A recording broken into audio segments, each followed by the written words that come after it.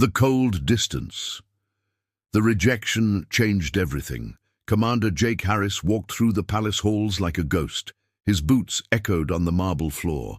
His face showed nothing, but inside, his mind was racing.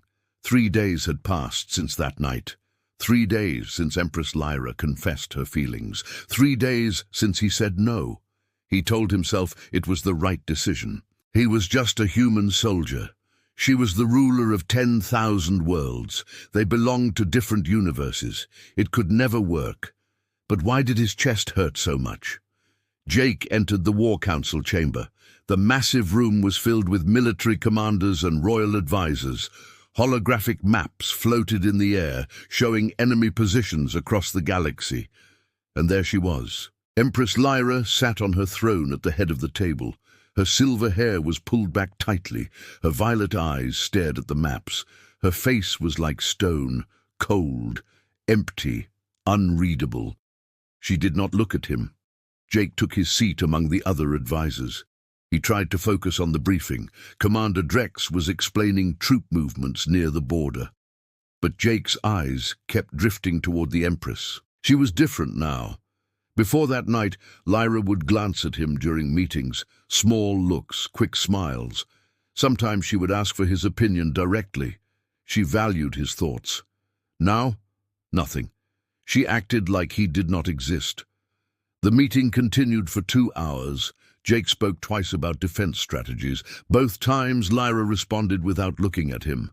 Her voice was flat, professional, distant. When the meeting ended, everyone stood to leave. Jake gathered his documents slowly. He hoped maybe she would say something. Anything.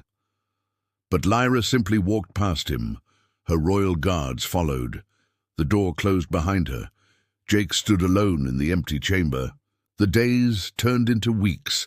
The distance between them grew wider. Lyra buried herself in work. She attended meetings from early morning until late night. She reviewed military reports. She met with diplomats. She never rested. And she never spoke to Jake unless absolutely necessary. Other people noticed the change. "What happened between you and the Empress?"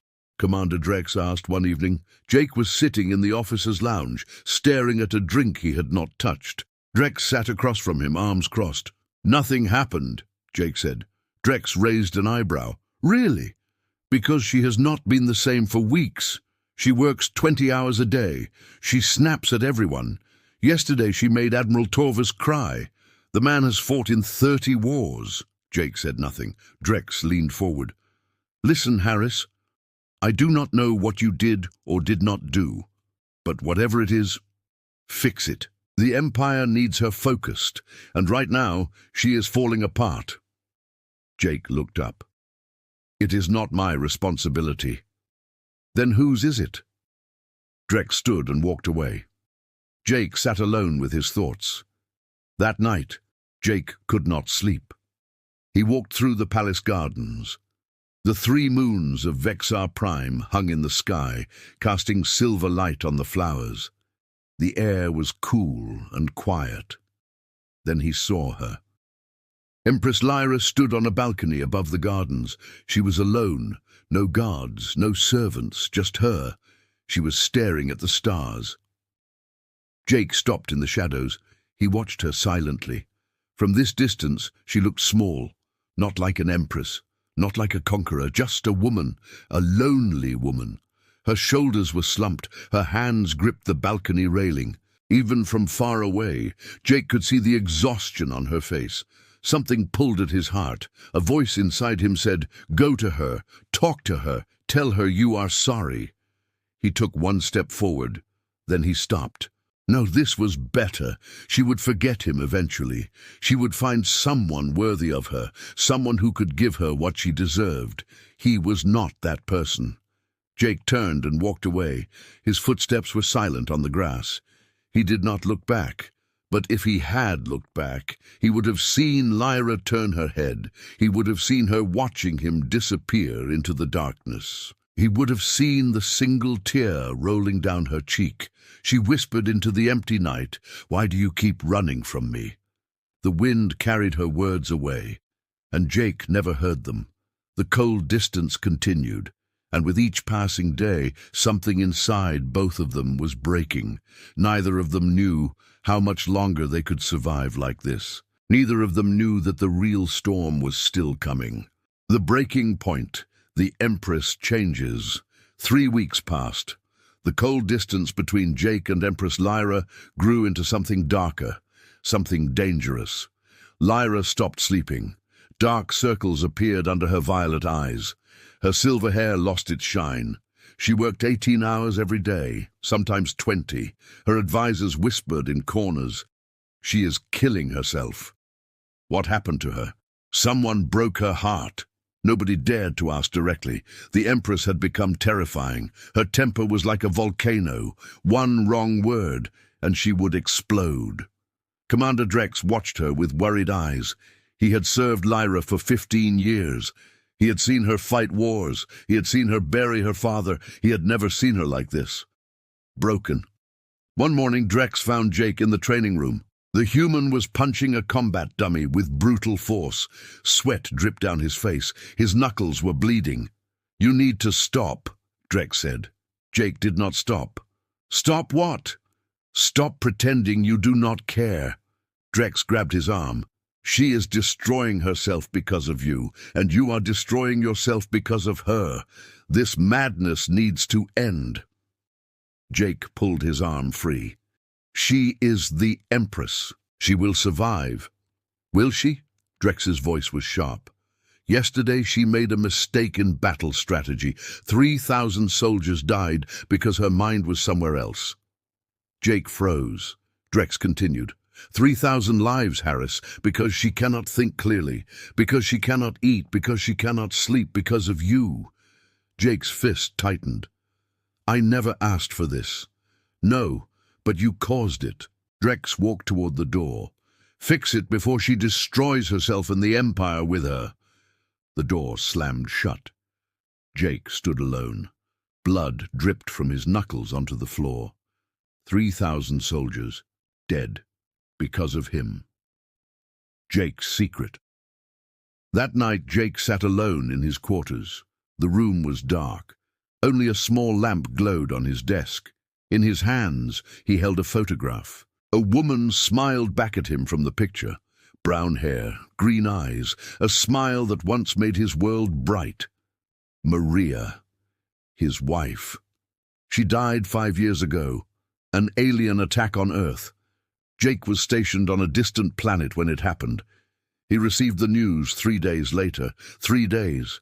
For 3 days he thought she was alive. He sent her messages. He made plans for their future. He dreamed about holding her again. Then the message came. "We regret to inform you." Jake's world ended that day. He buried his heart with Maria. He swore he would never love again. Love was weakness. Love meant pain. Love meant losing everything. For 5 years he kept that promise. Then Lyra appeared.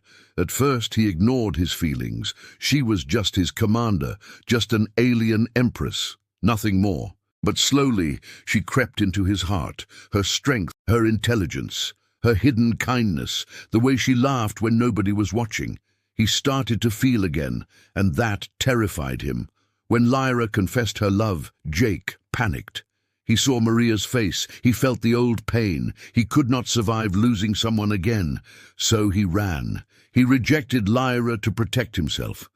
But now, sitting in the darkness, Jake realized the truth. He was not protecting himself. He was punishing himself. He was punishing himself for not being there when Maria died. He believed he did not deserve happiness. He believed he did not deserve love. But was that fair to Lyra? She had done nothing wrong. She only loved him, and he crushed her heart because of his own fear. Jake looked at Maria's photograph. "What should I do?" he whispered. The photograph did not answer.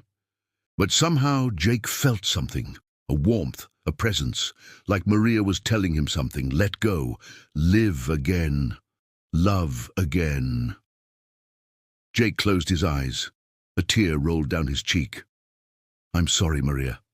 I'm sorry I held on for so long." He placed the photograph in a drawer, gently, lovingly, but finally letting go. The night she broke. 3 days later, everything changed. It was past midnight. Jake was lying in bed, staring at the ceiling. Sleep would not come. It never came any more. Then he heard it, a knock on his door, soft, hesitant, almost afraid. Jake frowned. Who would visit at this hour? He walked to the door and opened it. His heart stopped. Empress Lyra stood before him, but she did not look like an empress. She wore a simple white dress, no crown, no jewels, no royal guards. Her silver hair was loose and messy. Her violet eyes were red and swollen. She had been crying. "Lyra," Jake whispered. He had never used her name before. She looked up at him. Her lips trembled. "I tried," she whispered. "I tried so hard to forget you, to hate you, to move on." Jake could not speak. Lyra continued, her voice breaking. "I told myself you were just a human, just a soldier, nothing special. I told myself I did not need you." Tears streamed down her face. "But I cannot do it anymore. I cannot pretend. I cannot breathe without you. I cannot think without you. I cannot live without you." She stepped forward. Her hands grabbed his shirt. "Tell me the truth, Jake, just once. Do you feel nothing for me? Look into my eyes and tell me, and I will leave forever." Jake looked at her. He saw her pain, her desperation, her love, and he saw himself, two broken people, both afraid, both hiding, both running from their hearts. No more running. "I feel everything," Jake said, his voice cracked. "I feel everything, Lyra. I was just too afraid to admit it." Lyra's eyes widened. "What?" Jake held her face gently. "I lost someone before, someone I loved. When she died, I swore I would never love again, because love meant pain, love meant loss." His thumbs wiped her tears. "When you confessed your feelings, I was terrified. I thought if I let myself love you, I would lose you too. So I pushed you away. I hurt you to protect myself." He pressed his forehead against hers. "I am sorry, Lyra. I am so sorry." Lyra sobbed. But these were different tears, relief, joy, hope. "You stupid human," she cried. "You stupid, stupid human." She kissed him. And in that moment, two broken hearts finally became whole. The enemy strikes. 1 week of peace. For 1 beautiful week, Jake and Lyra existed in their own world. They talked for hours. They laughed together. They healed together. But war does not wait for love. The alarms screamed through the palace at dawn. "Emergency! All commanders to the war room. Emergency!" Jake and Lyra rushed to the War Council chamber. The holographic maps showed chaos. Red dots everywhere. Enemy ships, thousands of them. Commander Drex's face was grim. "The Krath Dominion! They have launched a full invasion." Lyra's expression hardened. The Empress had returned. How did they get so close without detection? "They used a new cloaking technology. We did not see them until they were already in our space." The enemy fleet was massive, 3 times larger than anything they had faced before, and leading them was Warlord Vexnar, the most brutal commander in the galaxy. A transmission appeared on the screen. Vexnar's face was hideous, scarred, cruel. His yellow eyes burned with hatred. "Empress Lyra," he growled, "surrender yourself to me, or I will burn every world in your empire, every man, every woman, every child. I will turn your precious Vexar into ashes." He smiled, showing sharp teeth. "You have 24 hours. The transmission ended. Silence filled the room. Lyra's hands were shaking, not from fear, from rage. "We will not surrender," she said. "We will fight."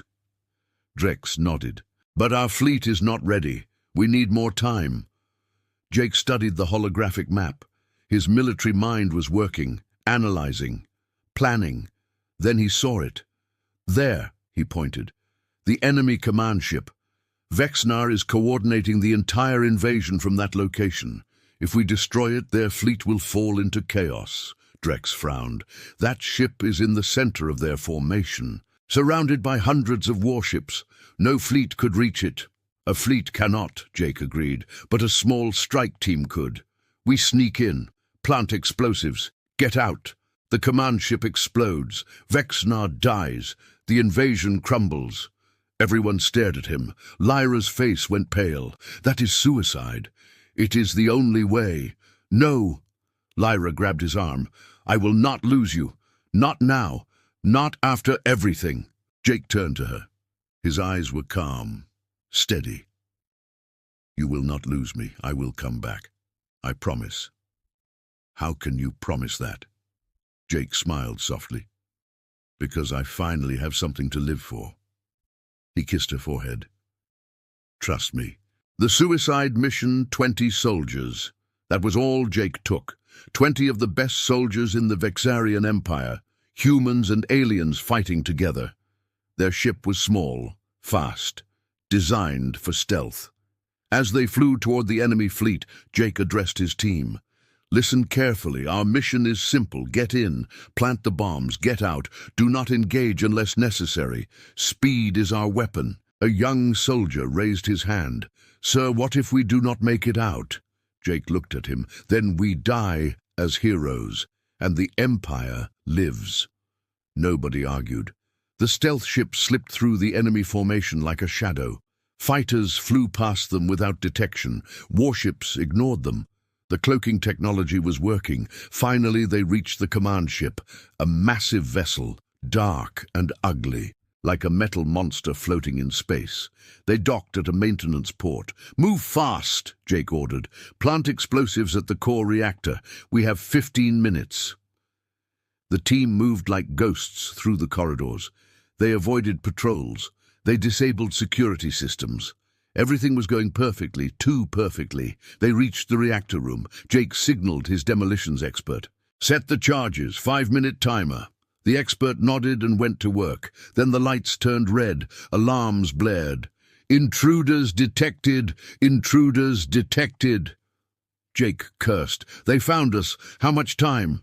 2 minutes to set the charges. Footsteps thundered in the corridors. Enemy soldiers were coming, lots of them. Hold them off! Jake shouted. The battle erupted. Laser fire filled the corridor. Jake's soldiers fought bravely, but the enemies kept coming, wave after wave. Soldiers fell. Good soldiers, friends. Charges set, the expert yelled. Everyone fall back to the ship. They ran, firing behind them, dodging enemy shots. Bodies dropped on both sides. Jake was the last one, covering his team's retreat. Then he saw him, Warlord Vexnar. The massive alien stepped into the corridor. His armor was black as night. In his hand, a plasma blade glowed red. Human, Vexnar growled. You dare attack my ship? Jake raised his weapon. I dare more than that. Vexnar laughed. Brave, stupid, but brave. He charged. The fight was brutal. Vexnar was stronger, faster. His blade cut through the air like lightning. Jake dodged, blocked, counterattacked, but he was getting slower. Blood dripped from a wound on his arm, another on his leg. Vexnar kicked him in the chest. Jake flew backward and crashed into the wall. Pathetic, Vexnar spat. This is the human the Empress loves. Weak. He raised his blade for the killing blow. Jake looked up, blood in his eyes, pain in his body, but not defeat in his heart. He remembered Lyra's face, her tears, her smile, her love. He would not die here, not today. With his last strength, Jake grabbed a hidden knife from his boot. As Vexnar's blade came down, Jake rolled sideways and drove the knife into the alien's throat. Vexnar's eyes went wide. He stumbled backward. Blood poured from his neck. Impossible, he gurgled. He fell. The warlord was dead. Jake dragged himself to his feet. His body screamed in pain, but he forced himself to move. 30 seconds to detonation. His communicator crackled. He ran. The ship was right there. His team was waiting. He jumped through the airlock. Go! Go! Go! The stealth ship launched. Behind them, the command ship exploded in a ball of fire. Jake collapsed on the floor. Blood pooled around him. The last thing he heard was someone shouting his name. Then darkness. Chapter 6. The waiting Imperial Medical Bay. Lyra had not moved in 3 days.